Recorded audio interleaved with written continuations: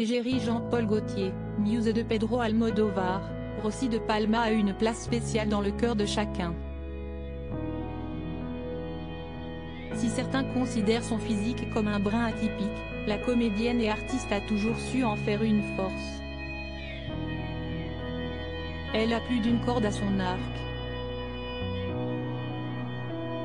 Comédienne, Rosy de Palma est actuellement à l'affiche du premier film du chorégraphe Benjamin Millepied, l'époux de Nathalie Portman, dans Carmen, une adaptation de l'opéra de Georges Bizet. Elle dévoile également d'autres talents, au Bon Marché de Paris, avec son exposition Olé Olé, à partir du 26 août.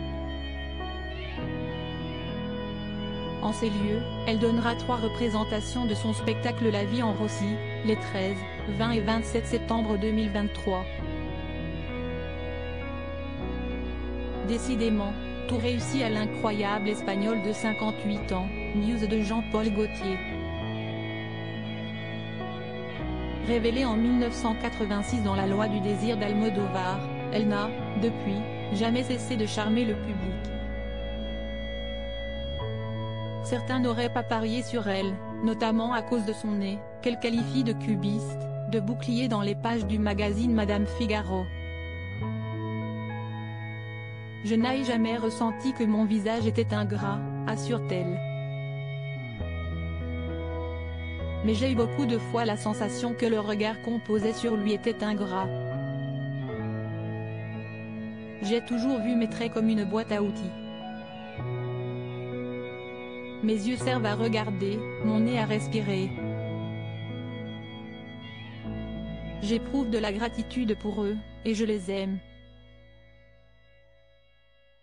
Mon nez m'a fait prendre conscience de la violence qui peut se déchaîner contre vous simplement parce que vous êtes différent. Une morphologie non conventionnelle où la couleur de la peau génère parfois chez l'autre une peur irrationnelle.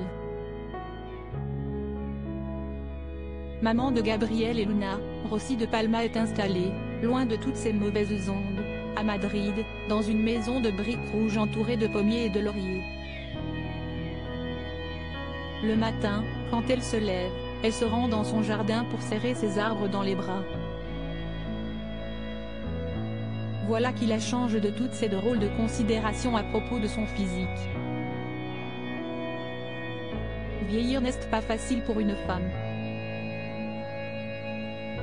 Encore moins pour des actrices que je connais qui étaient tellement belles qu'à leur présence les gens avaient le souffle coupé, explique-t-elle. Dans mon cas, la joie de vivre l'emporte. Je n'ai pas le temps de compter les rides, je suis happée par des projets plus intéressants. Nous sommes plus que des séductrices. Retrouvez l'interview de Rosy de Palma dans le magazine Madame Figaro du 30 juin 2023.